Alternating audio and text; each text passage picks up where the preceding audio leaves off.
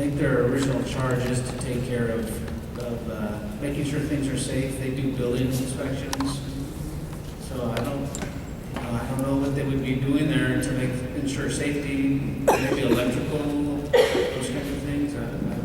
I don't know. Because We can, when I saw him was sleeping along the highway, I stopped and asked him, what he was doing. He said, "This traffic control." I said, "But you guys should have it. It's a state highway. It's state controlled by police officers. You should take care of that."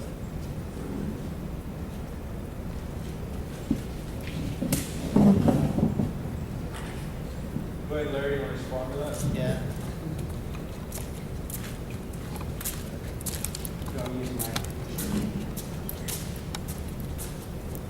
I work every day with TOSHA, and they are responsible for the safety and health. They are involved with the Stampede Committee, mainly to provide, making sure they have good traffic signs and traffic flow.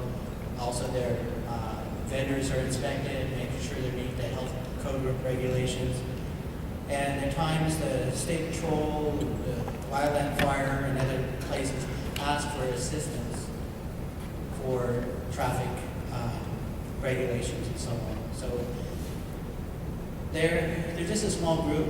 There's only 3 of them, and they're to cover. There was 4. Wes Saylor retired almost 2 weeks ago, almost 3 weeks ago tomorrow. So they do a lot, and I didn't hear all of your concerns. Yancey Epperson is the safety TOSHA supervisor, and he's a trial member. He puts forth a lot of effort, and you can't be everywhere at once. And they do ask for help, and we help as an organization by hiring local tribal members to be security where they can be, and mainly just try to have a monitoring presence. They're not law enforcement, they're code enforcement, which is a little bit different. So hopefully that answers some of your questions. If you have more, I'll be happy to answer. Some of the stuff they do, it seems like they should be involved in. Like, there's a traffic accident, they're out there constantly, just standing around visiting. They provide If they're involved, it should be, my thought is it should be a tribal vehicle, or a tribal building, or a tribal establishment is involved in it. But they're out there like pickup guards, comrades, they're out there. and they bring those cones and the signaling devices and to help with the traffic during that time. They have lights, they have, like I said, they have the cones, they have vests, and they help. They have flares as well to help regulate the traffic in and around them. And when you see them, more often times than not, there's usually 2.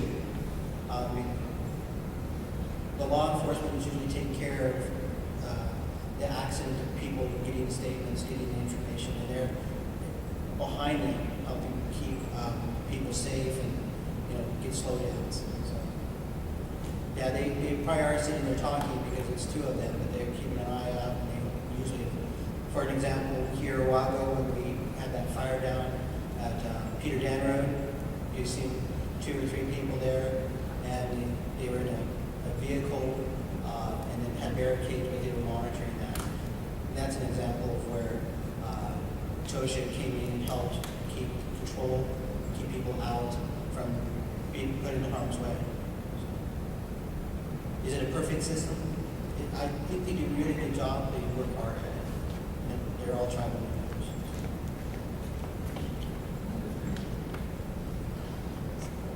That was it.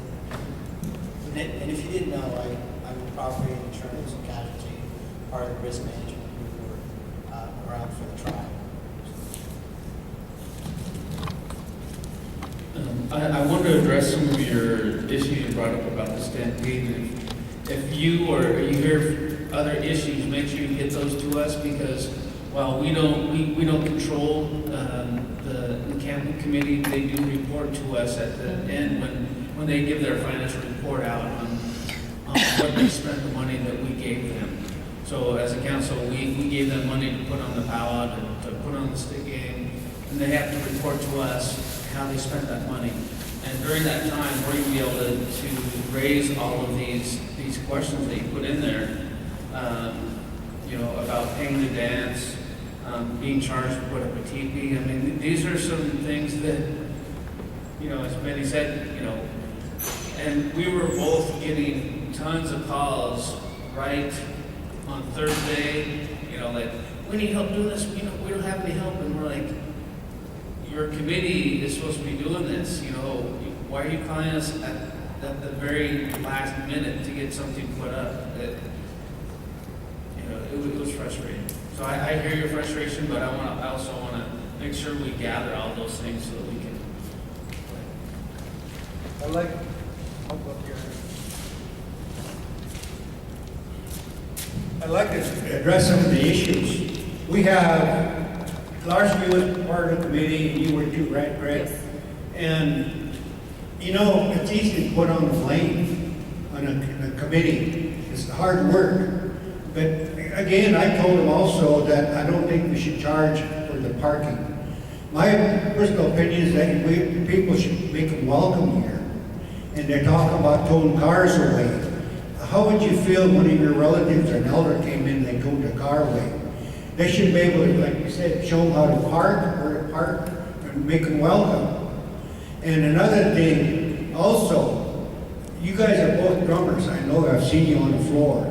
I think you should be more involved. Personally, myself, you may help with a special or it's something. I put on a couple of specials myself before, and I think you should be more involved. My nephew put on a special over in this field. They're doing a good job at insulating. So, as a community here, I can't put the blame. We're all guilty for not helping them to make it better. This is the largest community gathering in a reservation. I think we should all get involved some way or another. Fundraising or whatever it takes. And that's it. Thank you. You know, on the parking issue, there was finger pointing going back and forth between the powwow committee and the city, and saying that the parking was full. And just to give you an example, John, I think, has his own example too, but I pulled down into where the cops were cutting people off. There was 2 city cops, and one of the powwow committee members was standing there. And the person in front of me was an elder, and they were trying to waive her to go park someplace else, and she just kept sitting there. And we was behind her, and I recognized her from behind in her car, and so we sat there and watched, and finally the policeman come over and talked to her. And I couldn't hear what was said. And the next thing you know, then she pulled off to go. She was upset. So then once they pointed her off, we kind of pulled up, and the cop was pointing us off too. And so me and my spouse, we proceeded to go park across over at Dallas Joe's place there. And so we walked all the way down through the RVs, got down in there, and by the time we got down in there, they let one elder through. And my concern is that all elders should be allowed to go through and not pick and choose which ones can come in and which ones can't. And not only that, when I got down in there, I seen at least a dozen parking spots that were open. And so, you know, I think we need to help them and support them. But, you know, we talked about this, me and John and some of the other council at work, and my suggestion was, and John had his suggestion too, is that I feel that, you know, each year that this stampede has went on, our powwow area gets smaller and smaller and smaller. And so my suggestion, and if we have to go meet with the city or whatever to voice our concerns, that whole side of that road that goes down through there where they park people all the way up to Ron Best, that we should be allowed to take all that back so that we don't overfill our area. You know, I mean, you cut down our dancing area every single year, like I said, you cut down the teepee area, but you got to at least allow us to park. Dancers were leaving and getting turned away, couldn't come back. People that paid $20 weekend pass would leave for whatever reason, come back, they were getting turned away. Even some of the vendors that paid like $200 to run their stands, whatever it is, food or beads and whatever, they were getting turned away too.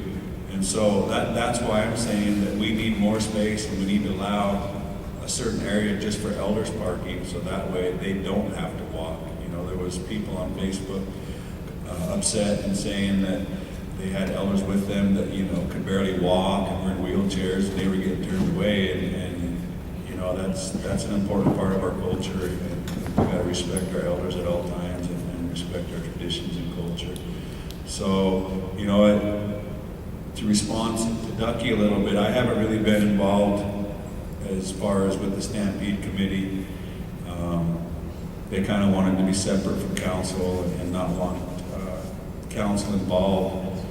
But I'm definitely going to voice these concerns when they come in and give us their financial report. And not to stick up for the parking or not parking. I don't think that they should charge parking. But I think part of the reasoning behind that was because every year when they come in and ask for money, they ask for more money every single year. And so, you know, we gave them $20,000, you know, to run that powwow. And so then every single year they come in at the 11th hour and they say, well, we need $5 more. We need $5 more. And so at some point in time, I know they're going to become upset with me, but I definitely support it. But we got to put a cap on it, you know. And so, like I said, I think part of the reason for the parking was to offset some of their costs. I think there's a lot of improvement that could be done. One of the suggestions that I also heard on Facebook was golf cart people down. You know, elders that if the parking was full, we could have got the four-wheelers or them side-by-sides, whatever you call them, and then the golf carts, and we could have, you know, ran our people in and out. But I think the elders and the people that are paying for vendors and stuff, they should have priority. You know, so.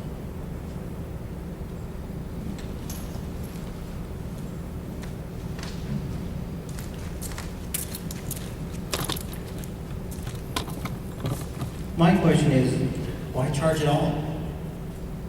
That's what, you know, what is so expensive that we have to charge money for it? The spider boxes, the electrical, everything. If you actually go in and are on that committee, you're gonna see how much it is for everything. It costs a lot of money.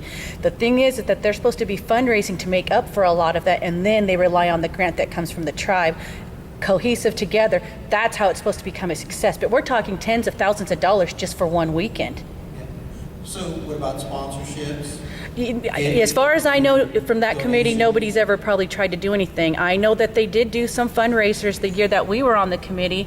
I don't know about the last couple of years, but I would suggest that maybe you guys call in the president and have them, you know, explain and go over some things and get into detail so that people have an understanding of how much hard work is put into there. And if there is some questioning that should be questioned, then let's question it. But, you know, other than that, a lot of the things probably could be easily squashed by some really good answers. Yeah, well, and here's another suggestion, just a suggestion, is the city of Omak, the city of Okanagan, and surrounding cities, places like Walmart and all them, gosh, we should be asking for a percentage of their revenues, or at least get them to come in and help. Because this is a draw that we have created, not anyone else, we did. When I was on the committee, I know that they had the mayor of Omak in there. They brought in other people that worked for the city. They were pretty, they did a good job. They did, of trying to get everything put together. I'm not sure what happened this last couple of years, because a couple of years ago is when they tried to start the $5 parking fee, and it was a huge thing to where we had to have meeting after meeting after meeting with our council, and the council was finally able to talk us out of charging that year. They have to make up those money somewhere, so that's obviously why they did this. You're gonna have to go back to the committee and figure out why that money didn't come in, why fundraising monies didn't show up, what happened. The same person has been the president for the past 3-4 years, so go to the president, ask. You know, when they came in and asked for more money, I asked the same question. I said, have you guys done any fundraising, or have you guys went out and asked for donations and sponsorships? And if I recollect correctly, it was very, very minimal, you know, and I stated right to them in our committee, I said, well, you got Walmart, you got Home Depot, you got all these big franchise stores that are making probably tens of thousands of dollars extra during that whole week. And, you know, we want to build friendly relationships with our off-reservation businesses, but at the same time, you know, you think the respectful thing would be to do is for them to support us, because we're obviously supporting them by bringing in all these extra people. So when they came in, you know, I want you to understand, as council, when they come in and they ask for more money, we're kind of put between a rock and a hard place. So if we tell them, no, we're not going to give you any more money, then it gets out to the people, to the membership, that we don't support our powwow community, we don't support our stick game. But at the same time, that's why I was asking them all those questions. What have you guys done to raise money? And what their response during the committee, and it's on record, was, well, we do our fundraising during the stampede. We sell t-shirts, we sell, you know, and that's understandable, but I mean, there's other ways to raise money, there's other ways to ask for donations, and you know, they need to be going and meeting with the big dogs in these stores, you know, and getting 1,000 here, 1,000 there. And luckily, when they come in and ask for that 5,000 extra for parking, I caught wind of, and I knew nothing about it. I've been on council for a year, and one of the council says, well, hey, Betty, you know, you should call Key Bank and ask them if they'll donate some money. So I got the contact number. I think John gave it to me, and another councilman gave me his number. So I called them and asked for 5,000, and you know, they were nice enough. They didn't donate 5,000, but they gave us 2,500. And I thought that was excellent. If we can get Key Bank to donate $2,500, why can't we get $1,000 from all these different stores that benefit around here? So, anyways, when they come in, they'll be coming. Oh, go ahead. Teresa. That's a different talk, but out of Marvin grant, Garrett Lee Smith grant, the Stampede in Kenton did come and ask for $10,000 of our grant, because we were given grant $10,000 from each district for suicide prevention or drug and alcohol, but they submitted an application, but they wouldn't show in person, so we denied it. If they would have came and did a presentation, they could have had $10,000. But they didn't even come in person and ask.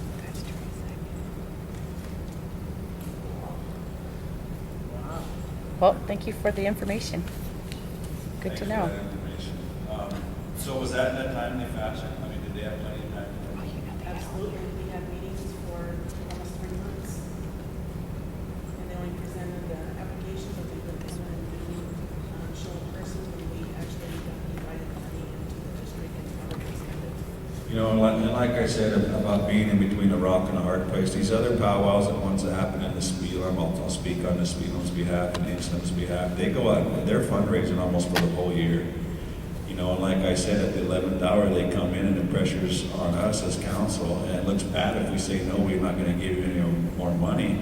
So then what it also does, and you're probably aware of this, if we give Omak 5 more thousand, then I guarantee you Inchland's gonna want 5 more thousand, the Spielem's gonna want more, Soap Lake, all these powwows, and that's how it happens. I mean, and the council that are sitting there, or even some of the community members from the other districts, if we give our committee, our district 5 more thousand, even though we're probably the biggest one, you know, maybe up there with Inchland one, it's like, if you're giving them 5, you're giving us 5. And so it just keeps going and going and going and going, and so, you know, I definitely hear the concerns out here, and when they come in and give us a report out, there's going to be a lot more questions being asked, and, you know, we want everybody to be accountable. We want to support these events, which we do. I think we did. You know, last year they got 15,000. They asked for 5 more. We gave them 20. They got 20. Now they want 5 more. So the next year they're going to want 30, and 35, and 40. And you know, but I also want you to understand that if the powwow and everything is getting bigger, then their expenses go up too. So we got to keep that, you know, in perspective too. So I seen Monique had her hand up. Do you want to respond to some of that, or do you got something else? Well, I was told that every October they have new re-elections, and I don't know if they're doing it or not, but if we want to do something about it, we need to get on the committee. Are you volunteering, Maureen? I kind of want to get on something Okay. because our powwow, it was fun. It was my first year being sober. I've been missing out for a long time. But if we had even more money for the competition, that'd bring in a lot more people along. There wasn't very many dancers out there. So I think if we were fundraising all year, there's all kinds of things we could be doing, not just at Stampede. People already take more money at Stampede as it is. Yeah, that's true. Well, you know, I haven't brought it forward before council, but one thing that I want to put forward to help, because we have a donations committee and we've got all kinds of different ways where people, you know, either individually come and ask for money or as a group come and ask for money. You know, and I think if we have just a straight policy of like, we'll match, you know, 50% of what you raise, but you have to show us you raised that money first, you know, just so it's fair across the board instead of, because he's right, you know, we give an extra 5,000 here, then the owners and jockeys are going to say, well, you gave 5,000 more to the powwow, you need to give us 5,000. You know, then it just keeps going. So I disagree in the amount of dancers. There was plenty of dancers there. A lot of competition. There was good competition there. And I've been involved in powwows 30 plus years, you know. And I've been to the big powwows. Where my grandkids got grown, I used to travel a heck of a lot. I'd see all the best drums all over. And one thing you have to do, you got to have a big name drum come on in. that's right. Yeah, then you can get your other drums. And that's the main thing, the first thing you do is get that guy, that they're gonna follow that drum group in here, because they know how good they are. And another thing is your specials. Like, I put on an old style special. One time I put on a chicken dance. Those guys will travel clear from Montana to chicken dance, or down wherever from, because that's really popular now. There's a lot of things like that you have to do. As far as fundraising, like you guys were saying, you should start right at the next meeting, start your fundraising. But we need to all get involved again. If you don't get involved, you're going to be the same. And another thing you guys should do as a group, your council, you should meet with the Stampede, I mean George Dunkel and those guys. I went to one meeting one time. The first thing I asked, let's look at the budget. And I thought they was going to have a heart attack. I said, they didn't like that. That's the first thing you should do, isn't it? See what we're working with. That's what I. Yeah, we need to attend those meetings and go to them. Yeah, Record them. at least a couple of times, you know. Yeah. Okay, I got a list here, Mandy and Larson. Huh? Was I on your list? See you waving your arm around over there. Over here? I didn't think so. I can come up with some questions. Pull out your list. No, actually, I didn't bring a list this time. You guys are so lucky. I am being nice. I'm calming down. I'm trying not to overwhelm you with my questions. I don't want to be on that bad list.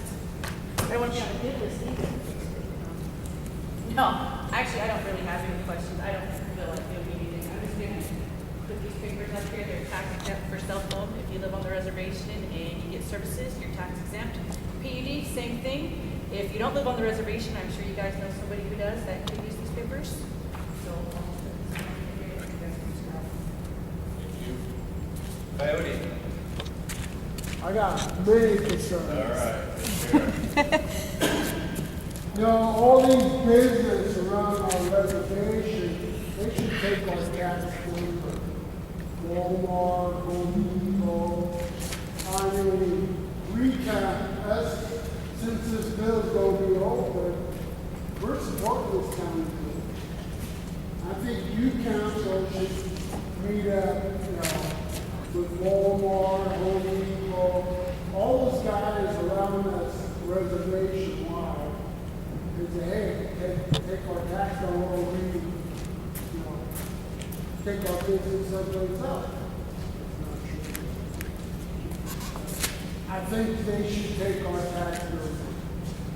Even the government around about 10, 20 mile radius of our reservation. I know that Home Depot will take a tribal tax if you just go in and fill out a paper Buying and get wood, your phone yeah. number. But the other ones don't, as far as I know. Well, we should tell them, hey, we support you. Since our bill's gonna be open again, you know, that's money coming out to you guys. I think we should talk anybody on, around our reservation, take our tax money. Because when claims came out, they used to revenue a lot from business.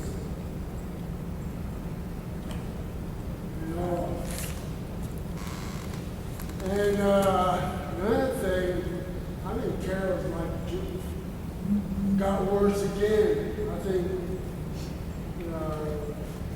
what's her name, needs to be updated, or she's like acting like Jeff Miller. I think she needs to come out publicly and see the concern. There's a lot of construction, she don't know nothing about that, any construction. Only one person knows thing. I think we should tear it back when we send it off. There's a poker zone, 55 miles radius. You've got to hire travel. A couple things. I don't believe that 55-mile radius is in existence anymore. Jeff Miller got rid of it. Correct. And on this taro issue, I'm not sure if everyone's aware here. What was it, 3 weeks ago, a couple weeks ago, John? The Taro Commission had brought John Navarro up from Arizona, and they had a Taro conference over here at the PAC. I think it was 2 days, if I remember right, and all the programs had to participate. And I actually went there. I was there involved and did some drumming and stuff, and so there was a lot of people there at the PAC. So I think, personally, I think Taro is moving in the right direction. I think it's a slow process, and it's just my opinion. I've seen changes in Taro. Couple things. They were going to counsel.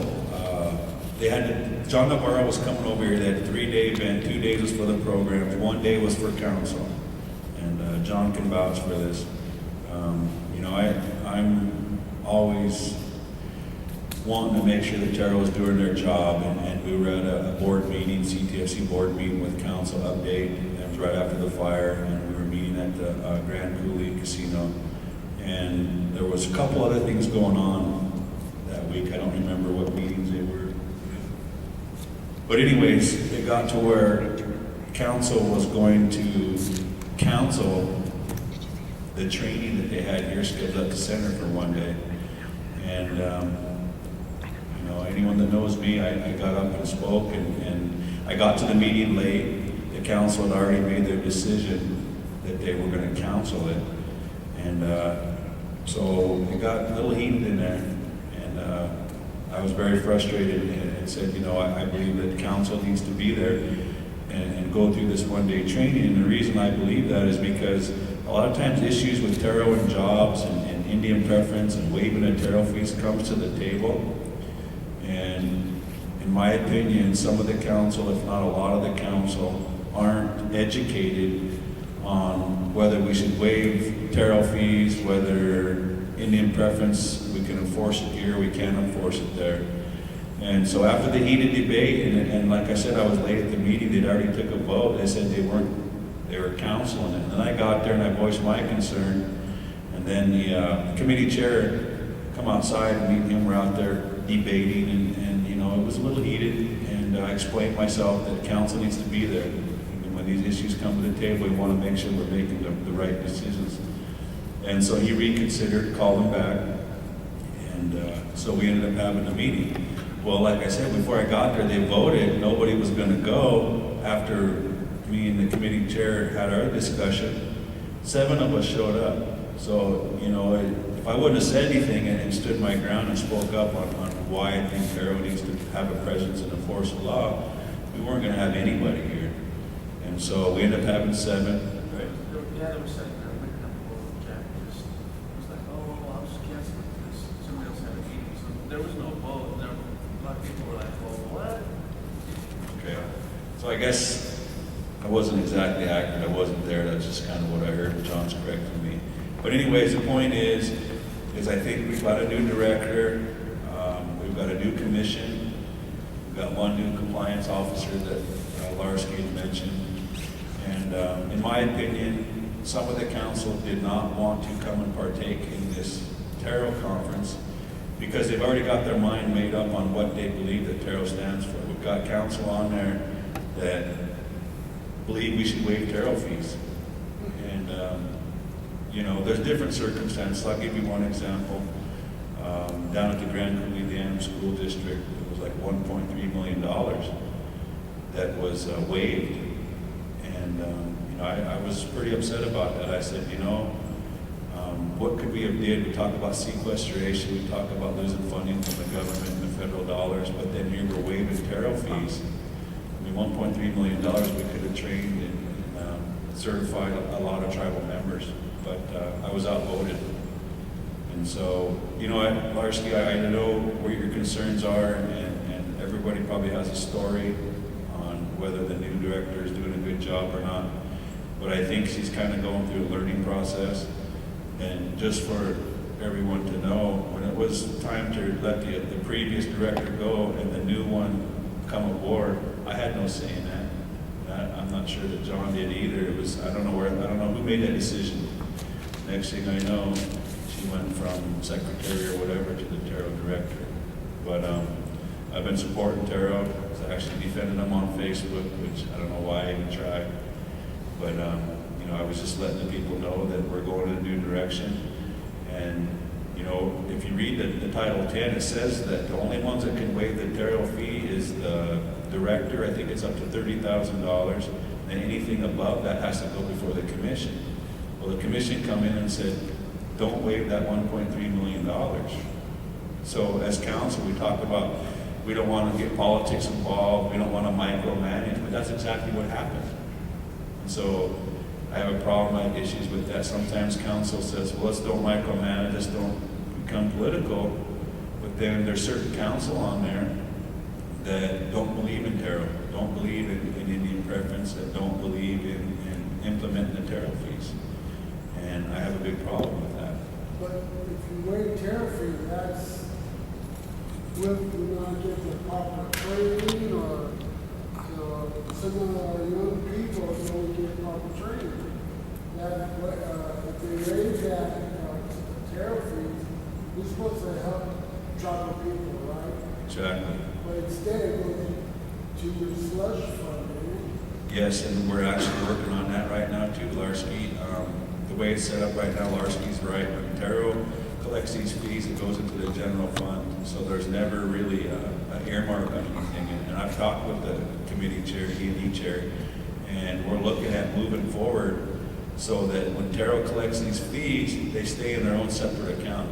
And what that does is it allows Tarot, because I've been on them since I first got on council last year, I said, I want to see a training plan on what you're going to do for our tribal members to get them ready. Okay, so this was last fall. We know we were going to sign, no, actually we knew we were going to give, we gave $28 million to restoration, right? We got the big settlement. So you know there's going to be $28 million, or a little bit less than that, worth of jobs coming next spring. Well, that was our intent. It's not really moving as fast as we wanted to.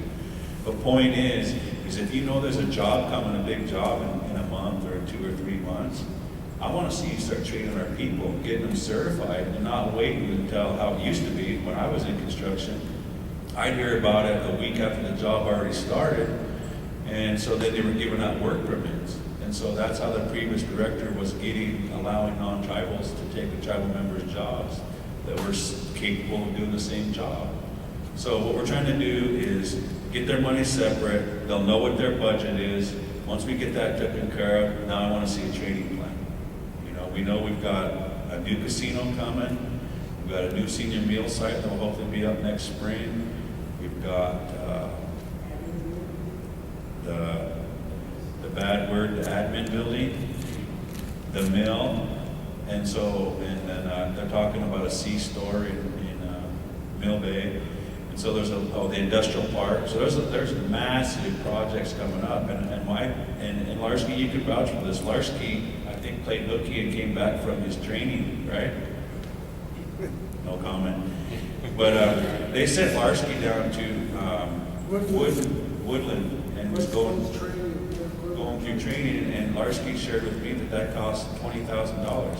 So Terrell spent 20 grand on Larsky, and he skipped out the last couple of weeks. But anyways, I got my certificate. You passed it, you passed it. Yes. yes. But what I want to say is what we're trying to do with, like I said, with giving them a separate account, doing a training plan. What I explained to Terrell, to Camille, and to the commission, Larry Jordan, and I said, it's kind of inconvenient for our tribal members to have to go to Woodland or go wherever these trainings are for 3 months. Some of our tribal members have kids, some of them are involved, they've got situations where they don't want to leave for 3 months. And so what we're working on, giving them directives, we want to see, so Larsky, if I'm correct, $13,000 for housing? Something like Or $7? that, $500 a month. Oh, $500 a month? 5 or 6 hours. Okay. My point is that instead of making our tribal members go somewhere else, once they get their budget, now we can bring them trainings here to the reservation so people can sleep on their own bed so they can still do the normal things that they want to do. So, I have a question. go ahead, Ducky. Have you ever checked the other reservations and see how they enforce their laws? And if I were you, I'd go check them out and see if you can prove your own. You know? And to my notion, the pamphlet isn't that. It's pretty simple, isn't it? And I was part of the union for a number of years, in a shop steward bargaining committee. What I had in my book, I went by it. Hell or high water, I went by it, you know. And I think the Terrell should be exactly the same way. That's the way it should be. You know, I think we had inner conflict with our prior director and some of the compliance officers into where, and I wasn't there, but you know, what was being speculated with the compliance officer would go out and try to do their job, and then the prior director would discipline them for doing that. You know, so there was a lot of things behind the scenes that were going on. Is a lot of the reasons why, as council, we decided to not renew the prior director's contract. And so I think they're getting a good handle on it, and I'll speak for the new compliance officer, Dan Edwards. You know, I slept with Dan. I know Dan on a personal level.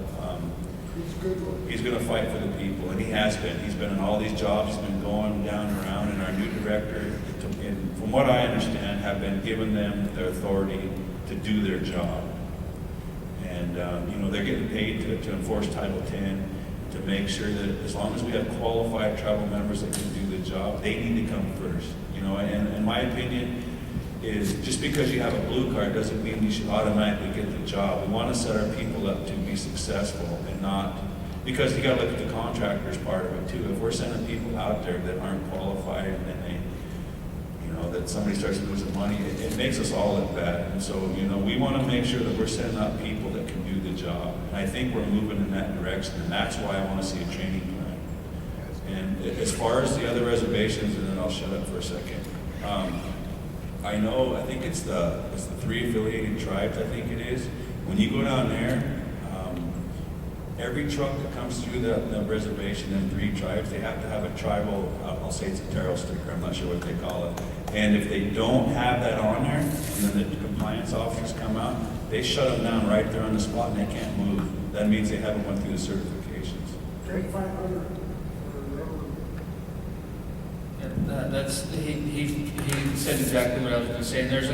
And John Navarro mentioned a couple other model programs. So hopefully we can get our program cross-trained with those other programs and get some direction how to continue to grow and develop our tower program, because those are really good ideas. And the commission president was sharing pictures of the three affiliate and what they had. So their annual Terrell contractors conference was in a building that was much larger than this building, and there was probably like 200 or 300 contractors in this big huge meeting, and going over the new changes to Terrell and how things are going to affect them. So they have an annual huge meeting like that with all their contractors. I was like, that's the way to do it. That's really good. You know, if I could touch a little bit more on Taro, and you know, I'm really passionate about our Taro and what they're supposed to do. But I was approached by a tribal member, Bernie Zackley, and he had this, in my opinion, a fabulous idea. And I think I've shared it with Larsky. Larsky, when he was around, he stopped at my house at least twice a week, I think.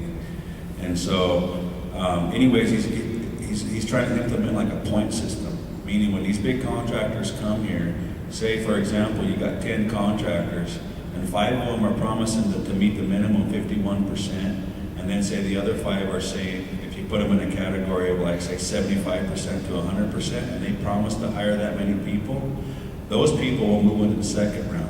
And then you start considering price, design, time frames, and stuff like that. So then you can narrow it down, because in my opinion, it's not always the lowest price. But that's how the system's kind of set up right now. And so he actually called me again today, and actually called me just a minute ago, and in our meeting, so I didn't answer the phone. But he was supposed to have faxed me everything that he had a couple days ago, and it didn't come through at my house. But anyways, I think the reason behind the point system, and I would support that 100%, is because we could go out and strong arm people and say, this is a law, you have to do this or else. But that's not really building relationships. That's not making people want to come here and give us quality work. We want to give them incentives to hire our people and say, okay, if you're going to hire 75 to 100% people and you carry that throughout the whole job, and maybe as the Taro, then they can consider lowering the fee to 1% or something like that, so that we're not being pushed. You know, any of us that are forced to do something, we're going to resist it. But if you give them reasons behind it, I think they'll be more accustomed to want to hire our people. And to me, that's the most important thing, is getting as many tribal members that are qualified to work, so they can provide for themselves, provide for their families, less suicide, less alcohol, drugs, stuff like that. So anyways, that was just an idea that was his.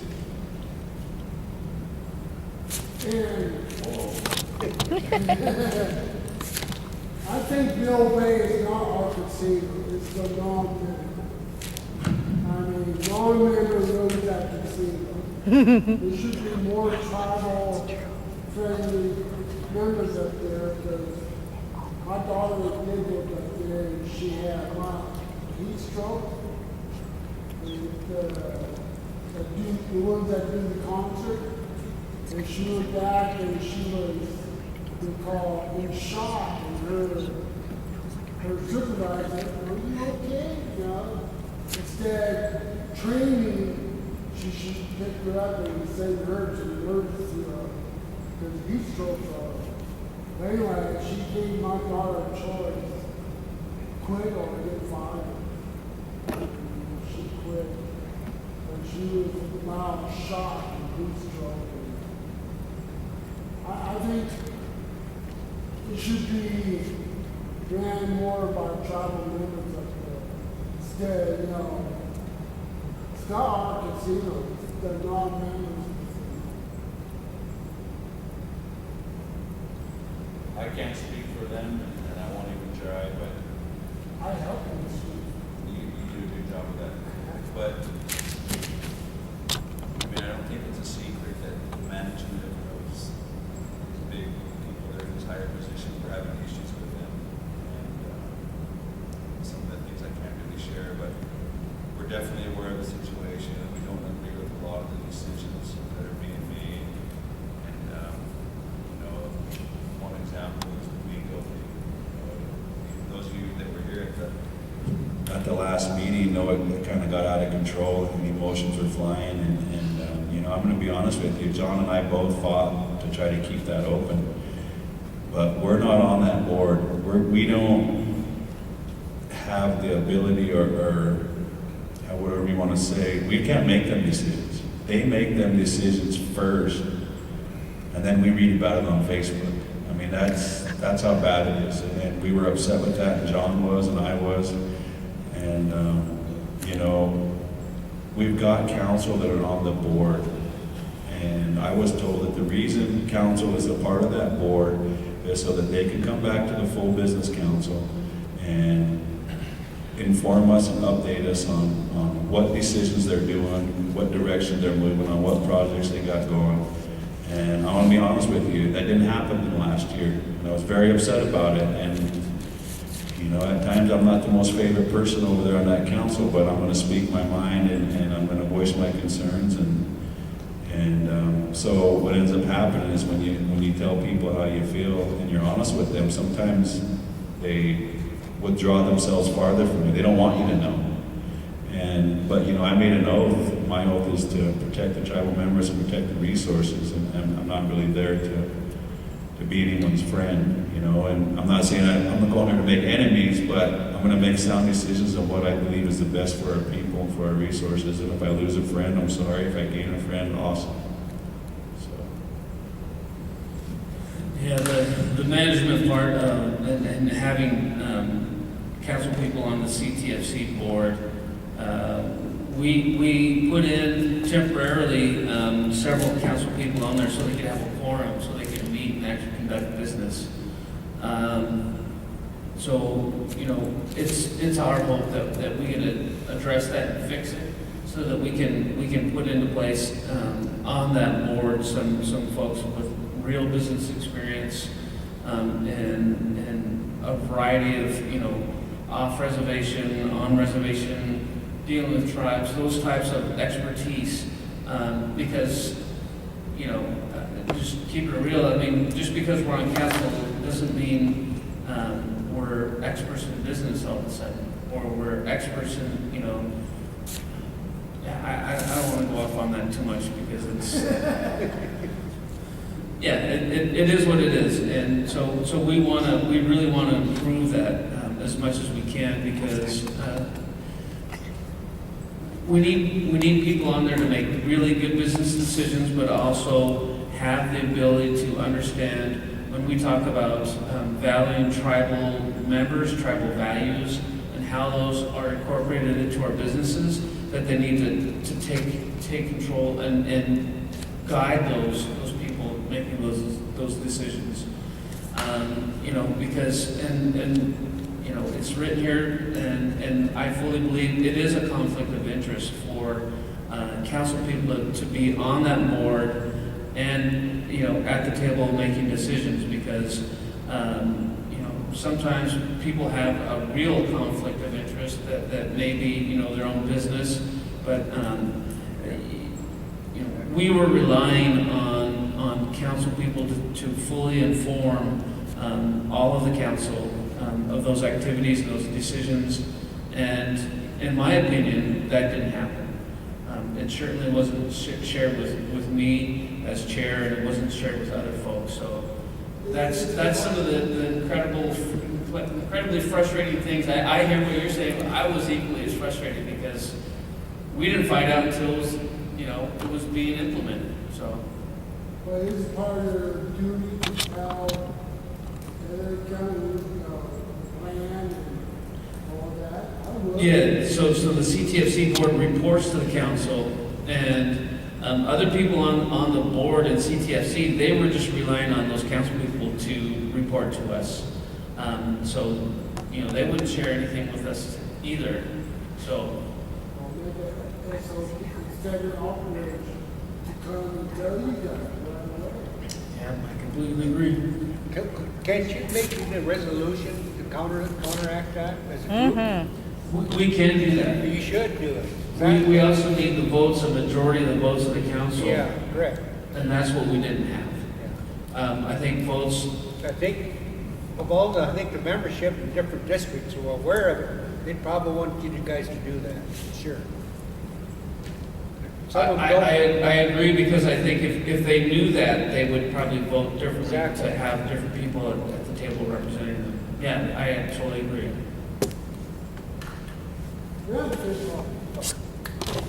I beat you to the punch, Larsky. You know, having just come back to the reservation to work and so on, and I'm just one of many that have taken the time and effort to be involved.